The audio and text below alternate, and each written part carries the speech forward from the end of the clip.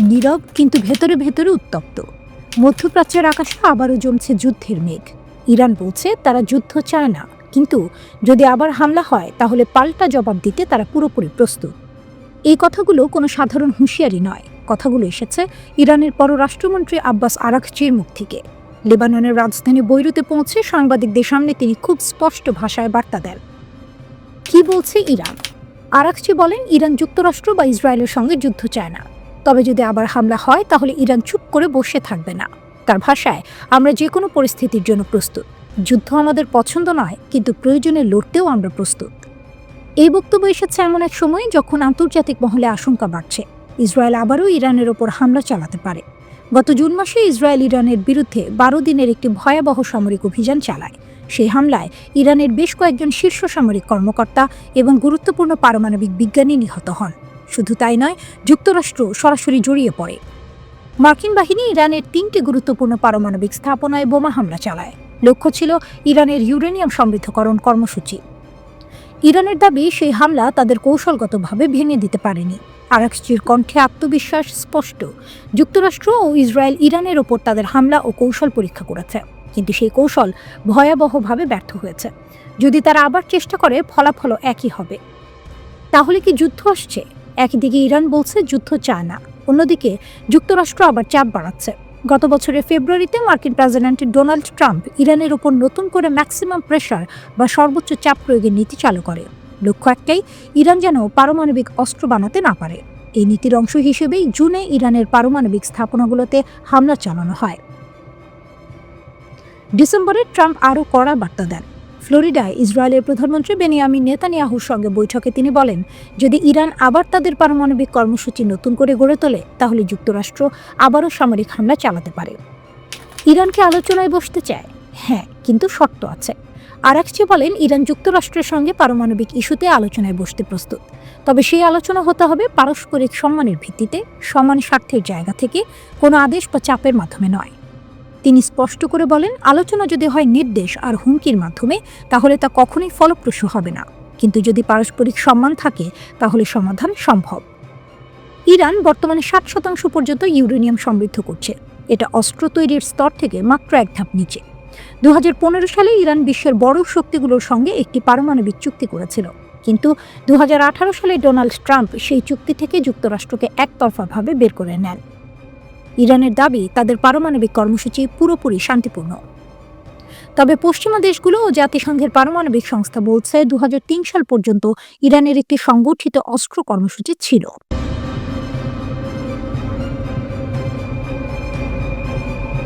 পারমাণবিক কর্মসূচি চলবে ঘোষণা দিয়ে আলোড়ন তুলে এখন ইরান পৃথিবীকে জানাচ্ছে তারা প্রস্তুত আরও এক বিপ্লবের জন্য।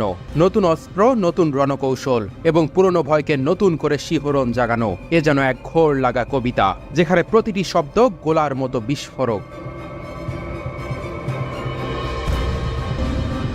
আগুনের নিচে একটি জাতির জাগরণ। ইরানের নতুন অস্ত্রের ঘোষণা এক নতুন যুগের পূর্বাভাস। তারা যখন বলে আমরা প্রস্তুত, তখন তা নিছক শব্দ নয়, বরং এক প্রাচীন সভ্যতার বুক থেকে উঠে আসা বজ্রনিনাদ। পারমাণবিক তাস খেলার পর আজ ইরান অস্ত্রের নতুন এক অধ্যায় খুলে দিল। নতুন অস্ত্র, নতুন সৈন্য, নতুন ধ্বংসের সম্ভাবনা।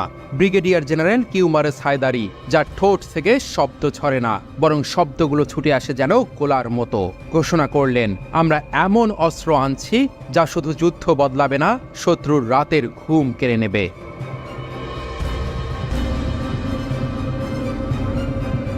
এই ঘোষণার সাথে ভেসে আসে ইরানের এক গভীর রূপান্তরের গল্প। আর সেই গল্প পুরনো বাহিনীর সেই জং ধরা চাকা থেমে গেছে।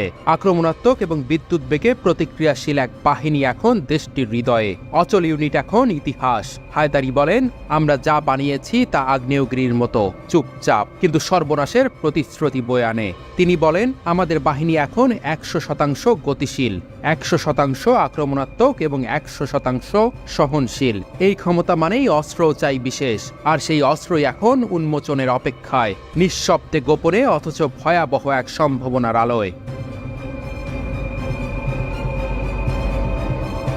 আরও গভীরে গেলে দেখা যায় এই প্রযুক্তিগত বিপ্লব শুধুই কোনো জেনারেলের স্বপ্ন নয়, এটি আয়াতুল্লাহ খামেনির নির্দেশনায় গড়ে ওঠা এক দিক নিদর্শন। ইসরায়েল ও আমেরিকা দুটি নাম যারা এখন ইরানের প্রতিটি শব্দকে বারুদ মনে করছে, কারণ তারা জানে এ কোনো প্রচার নয়, এটি এক প্রস্তুতি। গোপন বাংকারে, মরুভূমির নিচে, পাহাড়ের গায়ে, যেখানে চোখ পড়ে না কেন সেখানেই তৈরি হয়েছে নতুন ধ্বংসের কারখানা।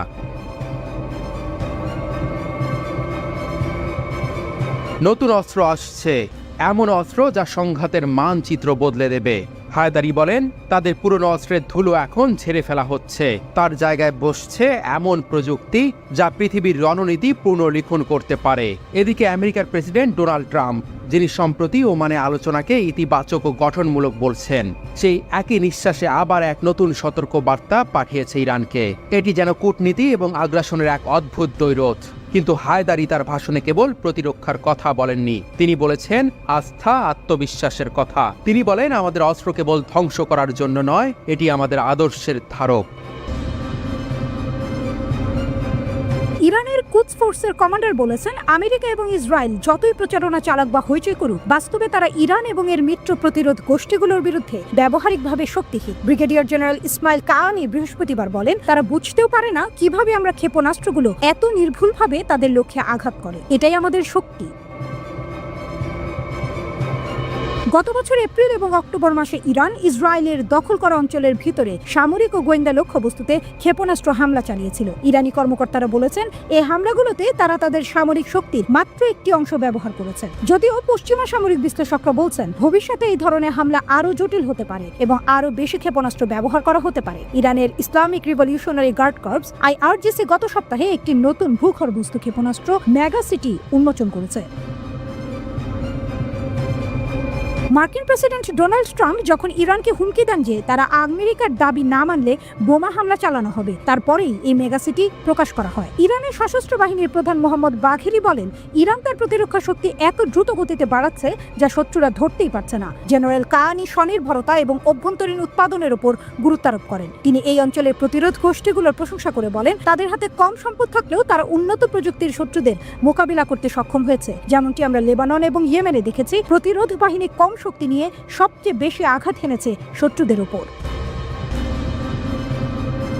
কাহানি জানিয়েছেন, প্রতিরোধ ফ্রন্টের সবচেয়ে বড় বৈশিষ্ট্য হলো যে কেউ তাদের সঙ্গে যুদ্ধ করতে আসে সে একে আরো শক্তিশালী করেই ফেলে। যে ইয়েমেনি যুবকেরা যুদ্ধের শুরুতে ইহুদিবাদী শাসকদের নাগালে পৌঁছাতে পারেনি, তারা 1 বছরের মধ্যে তাদের ক্ষেপণাস্ত্রের পাল্লা 600 থেকে 700 কিলোমিটার পর্যন্ত বাড়িয়ে ফেলেছে। জেনারেল কাহানির মন্তব্য, এই রকম অগ্রগতি পৃথিবীর আর কোথাও দেখা যায় না। আজ প্রতিরোধ ফ্রন্টের যা কিছু আছে তা তাদের নিজস্ব প্রচেষ্টা এবং উদ্ভাবনের ফল। ইন্টারন্যাশনাল ক্রাইসিস গ্রুপের ইয়েমেন বিশেষজ্ঞ আহমেদ নাগি বলেছেন, যুক্তরাষ্ট্র মনে করে বিমান হামলার মাধ্যমে ইয়েমেনিদের পিছু হটানো যাবে। এই বিশ্বাস ভুল। CNN তাকে উদ্ধৃতি করে বলেছে, এই যুক্তি তৈরি হয়েছে বছরের পর বছর ধরে চলা যুদ্ধের অভিজ্ঞতা থেকে। ইয়েমেনিরা ধৈর্য এবং সহনশীলতাকে এক ধরনের শক্তি বলে মনে করে এবং প্রমাণ করতে চায় যে তারা সহজে হাল ছাড়ে না। CNN আরও বলেছে, যদি কিছু হয় তাহলে বলা যায় তারা মার্কিন হামলাকে উপভোগী করে। চ্যাথাম হাউসের একজন ইয়েমেনি গবেষণা ফেলো ফারিয়া আল মুসলিমি CNN-কে বলেন, এই হামলাগুলোই যেন তাদের অনুপ্রেরণা। মার্চের মাঝামাঝি থেকে ইয়েমেনি যোদ্ধারা ইসরায়েলের দিকে 1 ডজন ব্যালিস্টিক ক্ষেপণাস্ত্র ছুঁড়েছে এবং গাজা ও পশ্চিম তীরে ফিলিস্তিনিদের উপর প্রতিদিন ঘটে চলা গণহত্যা এবং অন্যান্য নৃশংসতার বিরুদ্ধে প্রতিক্রিয়া হিসেবে মার্কিন নৌবাহিনীর জাহাজ লক্ষ্য করে ড্রোন ও ক্ষেপণাস্ত্র নিক্ষেপ করেছে। জেনারেল কাহানি শত্রুদের উদ্দেশ্যে বলেন, তোমাদের অপরাধ কোনোদিন ভোলা হবে না। নারী ও শিশুদের হত্যা করা, নিরস্ত্র মানুষের ঘর বাড়ি ধ্বংস করা কোনো দক্ষতা বা শক্তির প্রমাণ নয়, বরং এটি তোমাদের দুর্বলতা ও অসহায়ত্বের পরিচয়। কাহানির মতে, 1.5 বছর ধরে চলা বড় ধরনের যুদ্ধের মধ্যেও গাজা উপত্যকা এখনো অটলভাবে টিকে আছে। তিনি বলেন, এই ধরনের দৃঢ়তা গাজার জনগণের ইচ্ছা শক্তিরই প্রতিফলন। বিধ্বংসী এবং অত্যাধুনিক।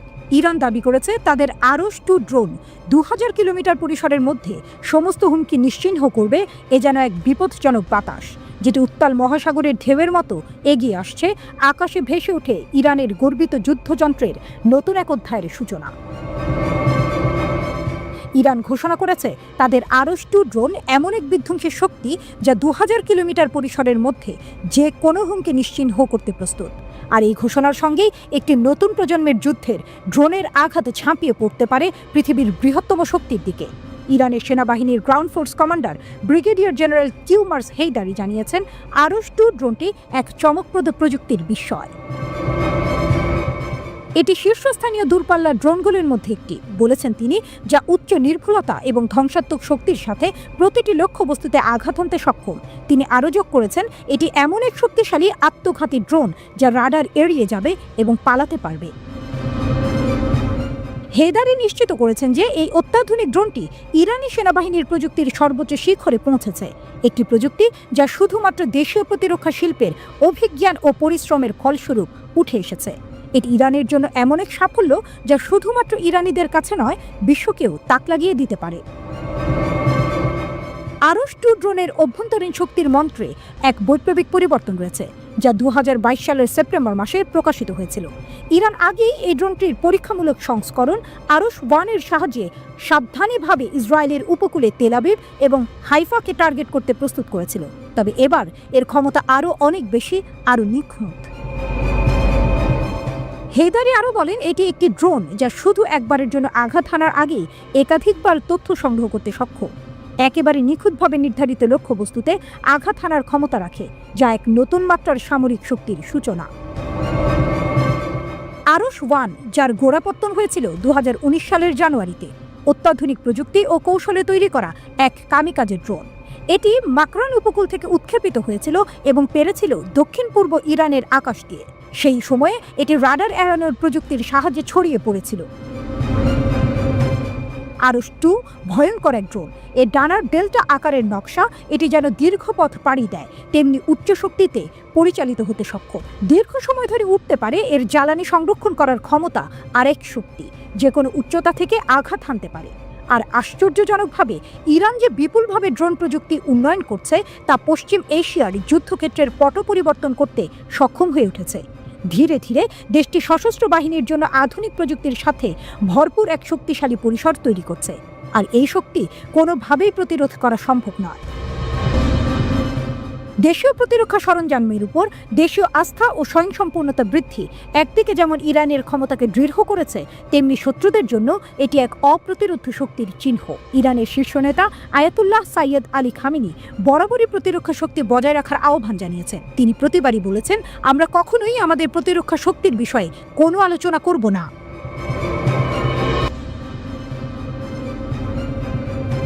আঠারো মাসের যুদ্ধের পরেও ইসরায়েলি সেনাবাহিনী গাজার মাত্র 25% টানেল ধ্বংস করেছে।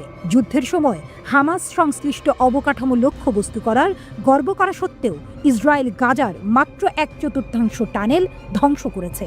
নিরাপত্তা সূত্র জানিয়েছে, 2023 সালের অক্টোবর থেকে গাজা উপত্যকায় হামাসের ব্যবহৃত টানেলের মাত্র 25% ধ্বংস করেছে ইসরায়েলি সেনাবাহিনী। ইসরায়েলের চ্যানেল 12 অনুসারে 18 মাস ধরে ইসরায়েলি আক্রমণের পরও গাজায় সুড়ঙ্গের একটি বিশাল নেটওয়ার্ক রয়ে গেছে, যার অনেকগুলি মিশর থেকে বিস্তৃত, যা ফিলিস্তিনি ভূখণ্ডের সাথে 12 কিলোমিটার সীমান্ত ভাগ করে নেয়। ইসরায়েলি সেনাবাহিনী দাবি করেছে যে তারা অস্ত্র সংরক্ষণ বা কমান্ড সেন্টার হিসেবে ব্যবহৃত টানেলের পরিবর্তে আক্রমণের জন্য ব্যবহৃত টানেলের উপর দৃষ্টি নিবদ্ধ করেছে। চ্যানেল 12-এ উদ্ধৃত নিরাপত্তা কর্মকর্তারা আরও বলেছেন, হামাস সদস্যদের সাথে মুখোমুখি লড়াই হ্রাস পেয়েছে, গোষ্ঠীগুলি ওই ক্যানেলগুলোতে পালিয়ে যাচ্ছে। ইসরায়েলি সেনাবাহিনী 18 মাসেরও বেশি সময় ধরে ফিলিস্তিনি গোষ্ঠীর বিরুদ্ধে যুদ্ধ চালিয়ে আসছে, একই সাথে বেসামরিক এলাকা এবং স্থাপনাগুলিতেও আক্রমণ করছে। ইসরায়েল প্রায়শই গর্ব করে যে তারা বহু যোদ্ধাকে হত্যা করেছে এবং তাদের কত অবকাঠামো ধ্বংস করা হয়েছে। সামরিক বাহিনী দাবি করে যে তারা হাজার হাজার হামাস যোদ্ধাকে হত্যা করেছে, তবে বিশেষজ্ঞদের মতে হতাহতের অন্তত 80% বেসামরিক নাগরিক। এটি এমন এক সময় ঘটে যখন ইসরায়েলি বাহিনী মিশর এবং গাজার মধ্যবর্তী ফিলাডেলফি ক্রসিংয়ে অবস্থান করছে। এটি গত বছরের মে মাস থেকে সেনাবাহিনীর দখলে থাকা একটি সংকীর্ণ ভূমি। গত মাসে প্রতিরক্ষামন্ত্রী ইসরায়েল কাটস বলেছিলেন ইসরায়েলি সেনাবাহিনীকে প্রত্যাহারের জন্য মিশরের দাবি সত্ত্বেও করিডোরটি একটি বাফার জোন হিসেবে থাকবে। কাটস বলেছিলেন ইসরায়েলি সেনাবাহিনী দুটি ভূমির সংযোগকারী টানেলের মাধ্যমে গোলাবারুদ এবং অস্ত্র চোরাচালান প্রতিরোধ করার জন্য সেখানে থাকবে। কাটস এমনকি বলেছিলেন তিনি এই অঞ্চলে বেশ কয়েকটি কার্যকরী টানেল দেখেছেন। মন্ত্রীর উদ্ধৃতি দিয়ে বলা হয়েছে, আমি নিজের চোখে মিশরে প্রবেশকারী বেশ কয়েকটি টানেল দেখেছি, কিছু বন্ধ ছিল এবং বেশ কয়েকটি খোলা ছিল। 1990-এর দশক থেকেই গাজা ও মিশরের মধ্যে সুড়ঙ্গ সংযোগ ছিল, কিন্তু 2007 সালে ইসরায়েলি অর্থনৈতিক অবরোধের পর এর আকার ও পরিমাণ উল্লেখযোগ্যভাবে বৃদ্ধি পেয়েছে। অবরোধের কারণে খাদ্য, ঔষধ এবং জ্বালানি সরবরাহের মতো পণ্য পাচারের মাধ্যম হিসেবে এই সুড়ঙ্গগুলি কাজ করে। তারপর থেকে সুড়ঙ্গগুলির মাধ্যমে অস্ত্র ও নগদ অর্থ পাচার করা হচ্ছে। ইসরায়েল বারবার এই ধরনের সুড়ঙ্গ ভেঙে ফেলার চেষ্টা করেছে, প্রতি বছর কয়েক ডজন ধ্বংস করেছে। হামাস যাতে আর কোনো সুড়ঙ্গ তৈরি করতে না পারে সেজন্য ইসরায়েল নির্মাণ সামগ্রী আমদানিতেও নিষেধাজ্ঞা জারি করেছে। ইসরায়েল গাজা উপত্যকায় যুদ্ধ চালিয়ে যাচ্ছে 2023 সালের 7 অক্টোবর থেকে 5,900 জনেরও বেশি ফিলিস্তিনিকে হত্যা করেছে। স্বাস্থ্য মন্ত্রণালয়ের মতে যুদ্ধবিরতি ভেঙে যাওয়ার পর 18 মার্চ থেকে ফিলিস্তিনি ছিটমহলে আক্রমণ তীব্রতর করেছে, যার ফলে 1500 জনেরও বেশি লোক নিহত হয়েছে।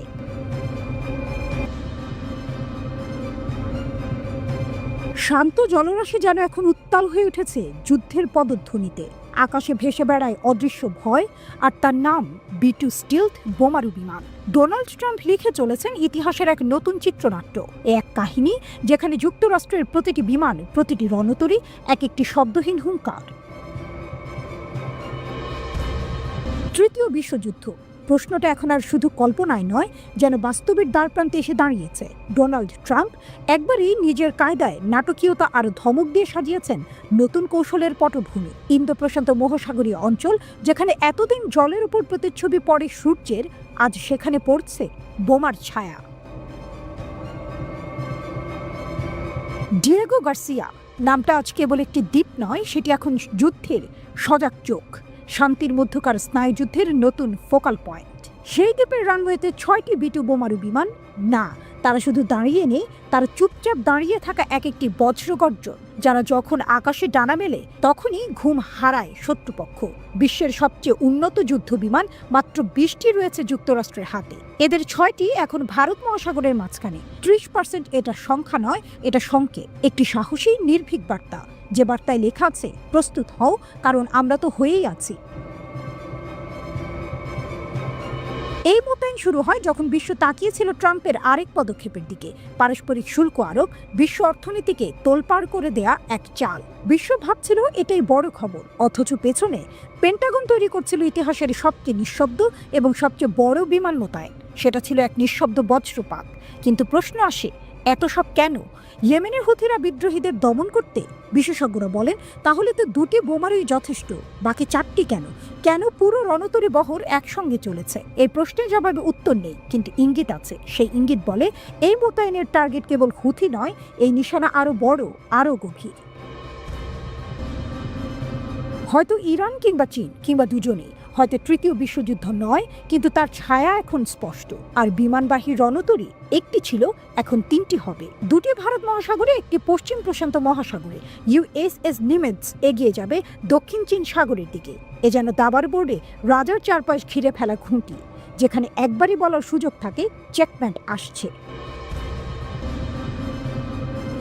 পেন্টাগনের মুখপাত্র জানালেন অতিরিক্ত স্কোয়াড্রন আরও বিমান সম্পদ মোতায়েন করা হবে। এটা প্রতিরক্ষা জোরদার করার পদক্ষেপ, তবে নাম নিলেই না কেউ, না ইরান, না হুথি, না অন্য কোনো রাষ্ট্র। কিন্তু ইতিহাস বলছে যখন এত বড় প্রস্তুতি নেওয়া হয়, সেটা কেবল হুথির জন্য নয়, সেটা হয় বিশ্বব্যাপী ক্ষমতার ভারসাম্য বদলে দিতে। আর ট্রাম্প, তিনি নিজেই ঘোষণা দিলেন ট্রুথ সোশ্যালে, আমাদের জাহাজে গুলি ছুড়ো না, তাহলে আমরাও থামবো, না হলে আসল যন্ত্রণা এখনো আসেনি। এ যেন এক নেতার হুঙ্কার, এক যোদ্ধার ঘোষণা, শুধু শব্দ নয়, এ যেন রণভেরি যা শত্রুর বুকে কাঁপন তোলে। আজ ইতিহাস থেকে দাঁড়িয়েছে এক নিঃশব্দ সন্ধিক্ষণে, যেখানে প্রতিটি বিমান, প্রতিটি জাহাজ, প্রতিটি পোস্ট এক একটি যুদ্ধের পূর্বাভাস। আর তার পরিচালক মার্কিন রাজনীতির চেনা মুখ ডোনাল্ড ট্রাম্প।